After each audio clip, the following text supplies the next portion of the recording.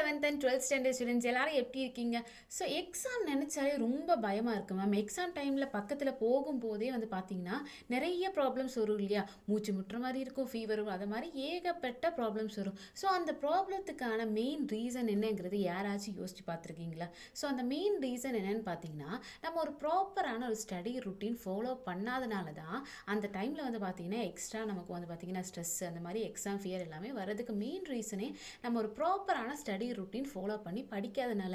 அந்த மாதிரி ஒரு ப்ராப்பர் ஸ்டடி ருட்டீனில் நம்ம படிச்சிட்டோம் அப்படின்னா எக்ஸாம் டைம்லேயும் வந்து பார்த்திங்கன்னா மற்ற டைம் மாதிரி நம்மளால் ஃப்ரீயாக இருக்க முடியும். ஸோ அந்த மாதிரி ஒரு ஸ்டடி ருட்டீன் பார்த்துடலாமா?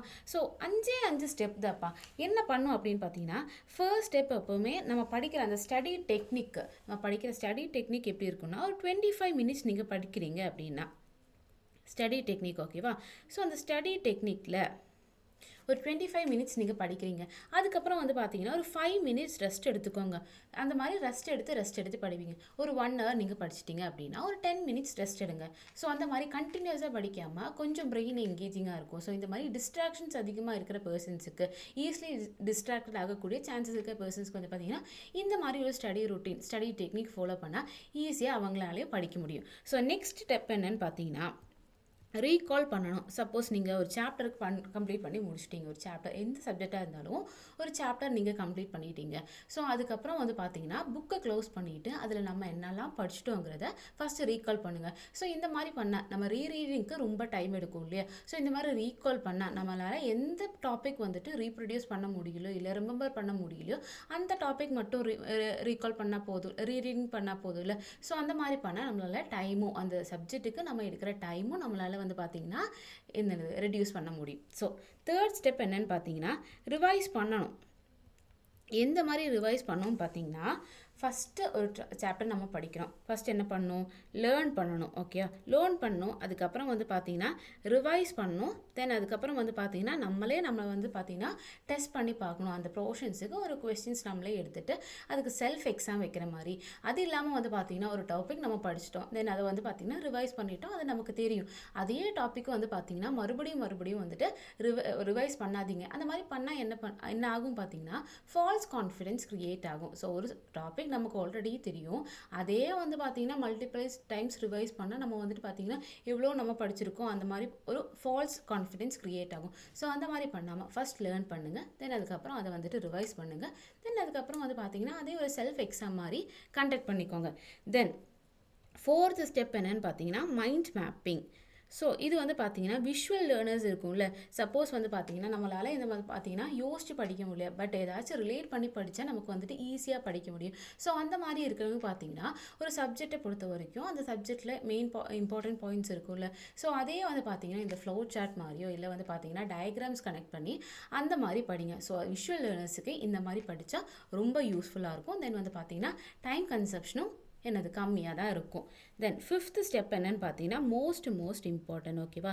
பிஒய்க்யூஸ். ஸோ பிஒய்க்யூஸ் நீங்கள் சால்வ் பண்ணுறதுனால 3 பெனிஃபிட்ஸ் இருக்குது. டோட்டலாக வந்து பார்த்தீங்கன்னா 3 பெனிஃபிட்ஸ் இருக்குது.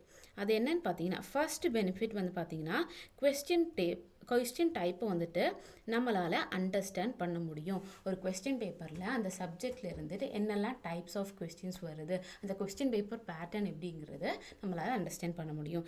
தென் செகண்ட் ஸ்டெப் என்னன்னு பார்த்தீங்கன்னா டைம் மேனேஜ்மெண்ட்.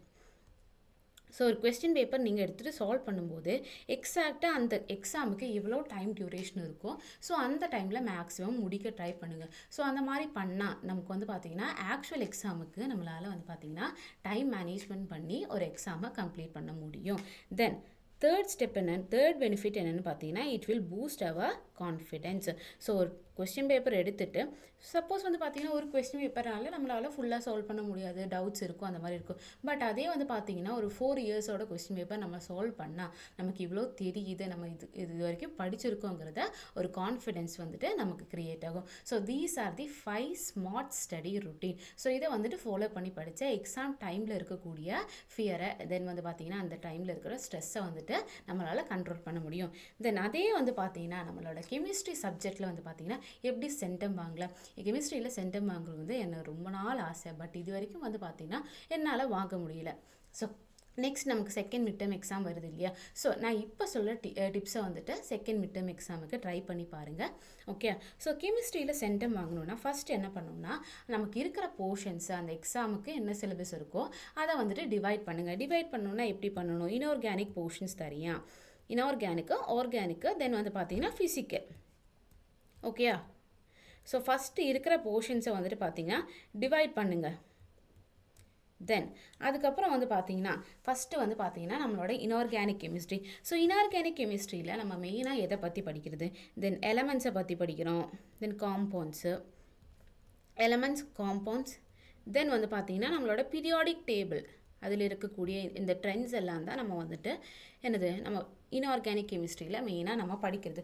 ஸோ அதில் வந்து பார்த்தீங்கன்னா மோஸ்ட்லி டைரக்ட் கொஸ்டின்ஸ் கேட்குறதுக்கு தான் சான்சஸ் இருக்குது. ஸோ அந்த சாப்டர் நீங்கள் இன்ஆர்கானிக் போர்ஷன்ஸில் இருக்கிற சாப்டர் கம்ப்ளீட் பண்ண உடனே வந்து பார்த்தீங்கன்னா என்ன பண்ணணும்னா அந்த சாப்டரோட சம்மரி நோட்ஸை க்ரியேட் பண்ணுங்கள். ஸோ ஒரு சாப்டர் நீங்கள் படிச்சுட்டீங்க, சப்போஸ் பி பிளாக் எலிமெண்ட்ஸ் இல்லை ஆல்கலைன் எர்த் மெட்டல்ஸ் அந்த மாதிரி இருக்கிற சாப்டர்ஸ் இருக்குது இல்லையா? ஸோ அது கம்ப்ளீட் பண்ண உடனே அதில் இருக்கிற மெயின் பாயிண்ட்ஸ் எல்லாமே இன்க்ளூட் பண்ணிவிட்டு அந்த சாப்டரோட சம்மரி நோட்ஸ் க்ரியேட் பண்ணுங்கள். ஸோ இந்த மாதிரி ஒவ்வொரு சாப்டர்ஸுக்கும் நீங்கள் பண்ணீங்க அப்படின்னா எக்ஸாம் டைமில் ரிவைஸ் பண்ணுறதுக்கு இந்த சம்மரி நோட்ஸ் வந்து பார்த்திங்கன்னா ரொம்ப ரொம்ப யூஸ்ஃபுல்லாக இருக்கும். ஸோ அந்த மாதிரி தான் இன்ஆர்கானிக் கெமிஸ்ட்ரி படிக்கணும். அதிலே வந்து பார்த்திங்கன்னா மெயினாக இந்த 3 பேஸ் பண்ணி தான் உங்களுக்கு படிக்கிறது இருக்குது. இந்த பீரியாடிக் டேபிளே வந்து பார்த்திங்கன்னா எலக்ட்ரோநெகட்டிவிட்டி ஒரு காலமில் எப்படி இருக்குது, குரூப்பில் எப்படி இருக்குது, அந்த மாதிரி ப்ராப்பர்ட்டிஸ் நிறைய இருக்கும். ஸோ அந்த மாதிரி சிம்பிளாக சம்மரி நோட்ஸ் க்ரியேட் பண்ணால் எக்ஸாம் டைமில் அந்த சாப்டருக்குள்ளே போகாமல் அந்த புக்கில் நிறைய இருக்கும். பட் நம்ம சம்மரி நோட்ஸ் க்ரியேட் பண்ணோம்னா டைம் மேனேஜ்மெண்ட் வந்துட்டு டைம் கன்செப்ஷன் வந்துட்டு கொஞ்சம் கம்மியாக தான் இருக்கும், புக்கை வந்துட்டு ஃபுல்லாக எடுத்து படிக்கிறதுக்கு பதிலாக.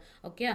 ஸோ தென் அதுக்கப்புறம் வந்து பார்த்தீங்கன்னா ஃபிசிக்கலில் மெயினாக வந்து பார்த்தீங்கன்னா உங்களுக்கே தெரியும் நமக்கு வந்து பார்த்தீங்கன்னா நியூமரிக்கல்ஸ் நிறைய இருக்கும். தென் வந்து பார்த்தீங்கன்னா இந்த மாதிரி தெர்மோடைனாமிக்ஸ் போர்ஷன், தென் வந்து பார்த்தீங்கன்னா ஈக்குலிபிரியம், அதை பேஸ் பண்ணி தான் என்னது ஃபிசிக்கல் கெமிஸ்ட்ரியில் வந்துட்டு மெயினாக வந்து பார்த்தீங்கன்னா கொஸ்டின்ஸ் வரும்.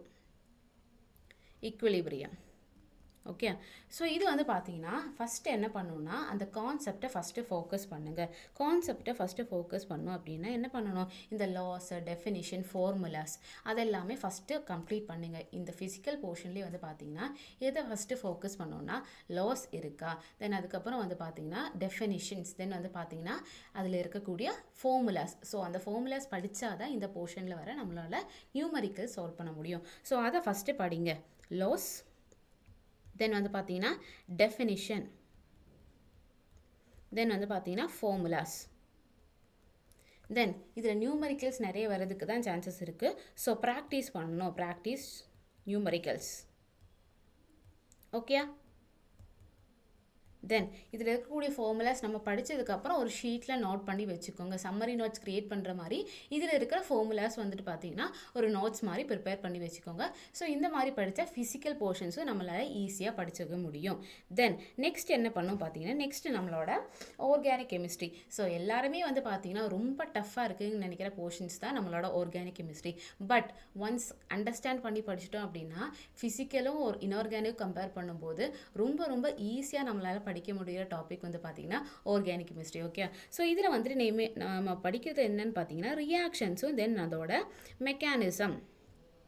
ஒரு ரியாக்ஷன் தென் அதோட மெக்கானிசம் தான் மெயினாக இந்த போர்ஷன்ஸில் இருக்கும். ஸோ அதில் வந்து பார்த்தீங்கன்னா ஃபஸ்ட்டு ஒரு ரியாக்ஷன் எடுத்துட்டோன்னா அதில் வந்துட்டு மெக்கானிசம் இருக்குன்னா அந்த மெக்கானிசத்தை ஃபஸ்ட்டு அண்டர்ஸ்டாண்ட் பண்ணுங்கள். ஒரு ரியாக்ஷன் எடுக்கும்போது ரியாக்டன் என்னவாக இருக்குது, தென் வந்து பார்த்தீங்கன்னா அது எதாக கன்வெர்ட் ஆகுது, தென் நடுவில் ஏதாச்சும் எக்ஸ்ட்ரா ரிஏஜென்ட்ஸ் இந்த மாதிரி ரெடியூசிங் ஏஜென்ட்ஸோ ஆக்சிடைசிங் ஏஜென்ட்ஸோ அந்த மாதிரி ஏதாச்சும் இருக்காங்கிறத ஃபஸ்ட்டு பார்த்துக்கோங்க. அதில் எந்த டைப் ஆஃப் கன்வர்ஷன் நடக்குது, தென் வந்து ஆக்சிடேஷன் நடக்குதா, ரிடக்ஷன் நடக்குறாங்கிறத ஃபஸ்ட்டு அண்டர்ஸ்டாண்ட் பண்ணணும். தென் வந்து பார்த்தீங்கன்னா ரியாக்ஷன் ஃப்ளோ சார்ட்ஸ் கிரியேட் பண்ணுங்கள்.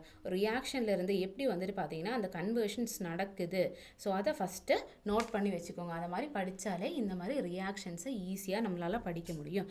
தென் மோஸ்ட் இம்பார்ட்டண்ட்டாக வந்து பார்த்தீங்கன்னா எது ஸ்கிப் பண்ணவே கூடாது, என்னது நம்மளோட நேம்ட் ரியாக்ஷன்ஸ். நேம் ரியாக்ஷன்ஸ் வந்து பார்த்தீங்கன்னா எல்லா சாப்டர்லேயும் போத் 11th அண்ட் 12th கெமிஸ்ட்ரியில் நேம் ரியாக்ஷன்ஸ் எதுவுமே ஸ்கிப் பண்ணாமல் படிச்சுக்கோங்க. தென் வந்து பார்த்தீங்கன்னா ரிவிஷனுங்கிறது மோஸ்ட் இம்பார்ட்டன்ட்ப்பா. ஆர்கானிக் கெமிஸ்ட்ரியை பொறுத்த வரைக்கும் ஒரு 1 or 2 டைம்ஸ் படித்தா மட்டும் நம்மளால் அதை வந்துட்டு ரீப்ரொடியூஸ் பண்ண முடியாது. ஸோ மல்டிபிள் டைம்ஸ் வந்து பார்த்தீங்கன்னா ஒரு அளவுக்கு நம்மளால் வந்து பார்த்தீங்கன்னா இதை அண்டர்ஸ்டாண்ட் பண்ண முடியுது. ஸோ அது வரைக்கும் வந்து பார்த்தீங்கன்னா ரிவைஸ் பண்ணிக்கோங்க ஆர்கானிக் கெமிஸ்ட்ரி. ஓகே, ஸோ இவ்வளோ ஃபாலோ பண்ணால் நம்மளால் கெமிஸ்ட்ரி சப்ஜெக்டை ஈஸியாக படிச்சிட முடியும். ஸோ இதுலேயே வந்து பார்த்தீங்கன்னா ஒரு ஸ்டடி ரொட்டீன் எப்படி இருக்கணும், நம்மளோட கெமிஸ்ட்ரி சப்ஜெக்டை பொறுத்த வரைக்கும் எப்படி ஒரு வீக்கில் ஒரு இதில் வந்து பார்த்தீங்கன்னா படிக்கணும் அப்படின்னு பார்த்தீங்கன்னா, சப்போஸ் நீங்கள் வந்து பார்த்தீங்கன்னா கெமிஸ்ட்ரி இன்றைக்கி படிக்கிறீங்க, இன்றைக்கி நான் கெமிஸ்ட்ரி தான் படிக்க போகிறேன் அப்படின்னா ஒரு 1 hour வந்து பார்த்தீங்கன்னா ஃபிசிக்கல் படிங்க. தென் அதுக்கப்புறம் இன்னொரு 1 hour வந்து பார்த்தீங்கன்னா ஆர்கானிக்கோ இல்லாட்டி இன்ஆர்கானிக்கோ படிங்க. ஒரு ஒரு டேயில் வந்து பார்த்தீங்கன்னா 2 hours நீங்கள் படிக்க போகிறீங்க பார்த்தீங்கன்னா ஃபுல்லாக இன்ஆர்கானிக் ஃபுல்லாக ஆர்கானிக் அந்த மாதிரி படிக்காமல் மிக்ஸ் பண்ணி படிங்க. ஸோ இந்த மாதிரி படித்தா வந்து பார்த்தீங்கன்னா பிரெயினும் கொஞ்சம் எங்கேஜிங்காக இருக்கும். ஸோ அந்த சப்ஜெக்டோட போர் அடிக்குது அந்த மாதிரி ஒரு ஃபீலிங்ஸ் நமக்கு வராது. ஸோ ஒவ்வொரு சாப்டர்ஸும் கம்ப்ளீட் பண்ணும்போது ஃபிசிக்கலாக இருந்தாலும் சரி, இன்ஆர்கானிக்காக இருந்தாலும் சரி, ஆர்கானிக்காக இருந்தாலும் சரி, ஸோ ஒவ்வொரு சாப்டருமே கம்ப்ளீட் பண்ணால் அதுக்கான சம்மரி நோட்ஸை க்ரியேட் பண்ணுங்கள். மெயினாக எதுக்கு வந்து பார்த்தீங்கன்னா இன்ஆர்கானிக் மெயினாக அதில் வந்து பார்த்தீங்கன்னா எல்லாமே பைஹர்ட் பண்ணுற மாதிரி இருக்கும். இந்த மாதிரி ட்ரெண்ட்ஸு, எலக்ட்ரோநெகட்டிவிட்டி எப்படி இருக்குது, தென் எலக்ட்ரோ பாசிட்டிவிட்டி எப்படி இருக்குது, ஆக்சிடேஷன் ஸ்டேட் எப்படி இருக்குது, அந்த மாதிரி தான் இருக்கும். ஸோ மெயினாக வந்து பார்த்தீங்கன்னா இன்ஆர்கானிக் சாப்டர்ஸுக்கு கண்டிப்பாக சம்பனி நோட்ஸ் க்ரியேட் பண்ணும். ஓகேவா? ஸோ இந்த ஒரு ஸ்டடி பிளான் ஃபாலோ பண்ணாலே போதும். நெக்ஸ்ட் வர போகிற நம்மளோட இதுக்கு செகண்ட் மிட் டேர்ம் எக்ஸாமுக்கு ஈஸியாக நம்மளால் சென்டம் வாங்க முடியும். தென் அது இல்லாமல் கெமிஸ்ட்ரியில் இருக்கக்கூடிய மோஸ்ட் இம்பார்ட்டன்ட் டாபிக்ஸ் என்ன, செகண்ட் மிட் டேர்ம் எக்ஸாமுக்கான மோஸ்ட் இம்பார்ட்டன்ட் டாபிக்ஸ் என்னங்கிறது வீடியோ ஆல்ரெடி நம்ம சேனலில் போஸ்ட் பண்ணியிருக்கோம். மறக்காமல் அந்த வீடியோ செக் பண்ணுங்கள். ஸோ இந்த ஸ்டடி பிளானை நெக்ஸ்ட் வர போகிற செகண்ட் மிட் டேர்ம் எக்ஸாமுக்கு ட்ரை பண்ணிவிட்டு என்ன ரிவ்யூங்கிறத சொல்லுங்கள். இந்த வீடியோ யூஸ்ஃபுல்லாக இருந்துச்சுன்னா மறக்காமல் நம்ம 100 லேர்னிங் சேனலை சப்ஸ்கிரைப் பண்ணிக்கோங்க. நெக்ஸ்ட் வீடியோவில் பார்க்கலாம். பாய்.